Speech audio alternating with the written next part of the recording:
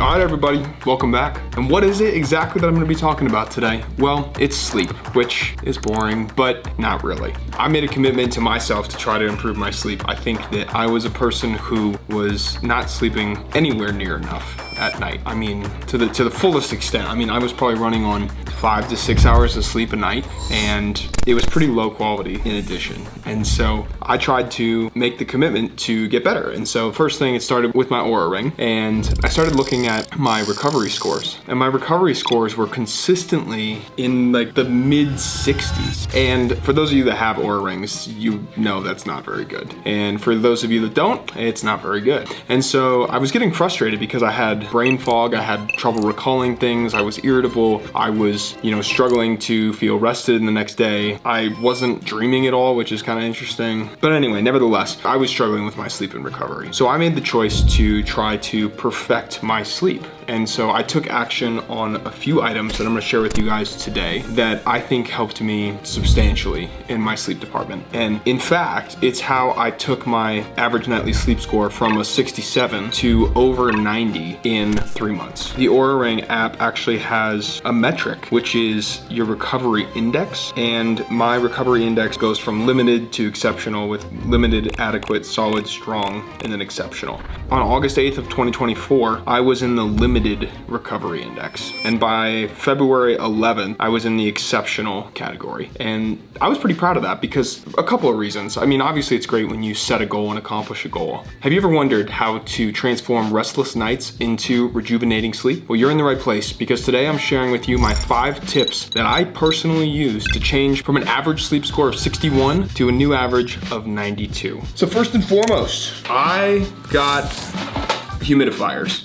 This one I got on Amazon. This I use to consistently keep my house at its optimal humidity, which is between 35 and 50% for sleep. I actually have 4 humidifiers in my house, which my family makes fun of me for because they say it's like a jungle. But that's what it takes here in the desert to get my house to the optimal humidity. Improvement 2 was air purification. So I purchased some air purifiers so that I could have better quality air. People don't really realize this, but allergens can cause a lot of disruption with your sleep schedule and sleep timing and sleep quality and everything else. So I implemented these air purifiers into my home, and legitimately the first night that I put these in my house, my sleep score went up 5 points off of the average. And the only difference that night was this. Number 3 is kind of boring. Establishing a consistent bedtime and wake up schedule for your body that fits your schedule is so important. I cannot overstate this. The body loves and craves routine. And by creating an environment that is consistent, where it's predictable, your body can release your hormones and everything at the right time, which helps to improve your sleep.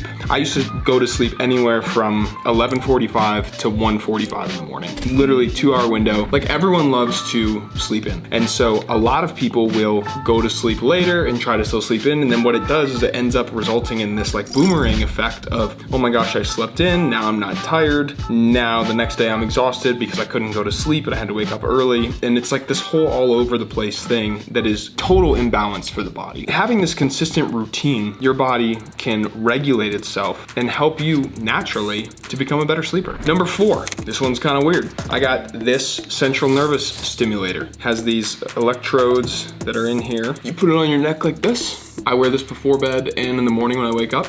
So I wear it like this, I turn it on. This thing honestly kind of shocks you a little bit. The mid is 5, let's go to the max, 9. Oh my God.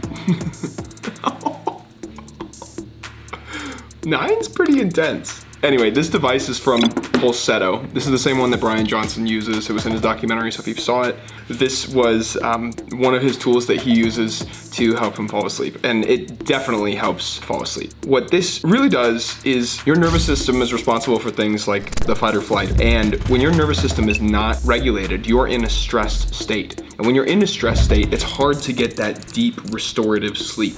With this, I actually saw my heart rate variations at night jump from, or is a little weird, it does like averages, but my average was like 31 per night. And when I started using this, my average HRV went up to over 40, which is pretty impressive. Higher HRV corresponds to better recovery scores, at least in these. The central nervous system thing is great. This Pulsetto usually has a good deal on them. I'm not sure if they still have it going on, but it's definitely worth it. Number 5 is I gave up drinking alcohol. I didn't drink that much to start with.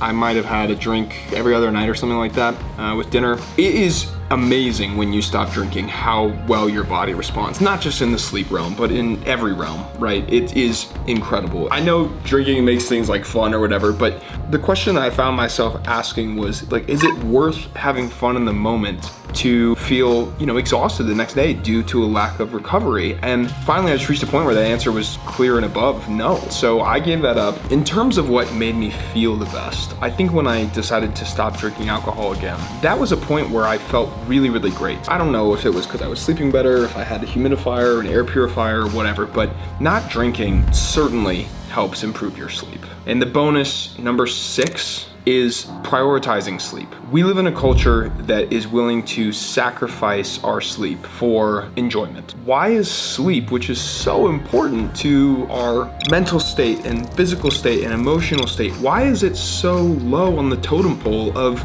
existing? It makes no sense. I decided that it was just time to prioritize sleep, and by prioritizing sleep, hey, I got better sleep. Maybe what I'm even trying to do here is encourage you to feel good about prioritizing sleep, even in a situation where it doesn't make sense to prioritize sleep. I can tell you from firsthand experience that since I started doing all of these different things, having better humidity in my house, having cleaner air, working on regulating my central nervous system, having a consistent sleep and wake time, giving up alcohol, and prioritizing sleep, my life has improved like tenfold.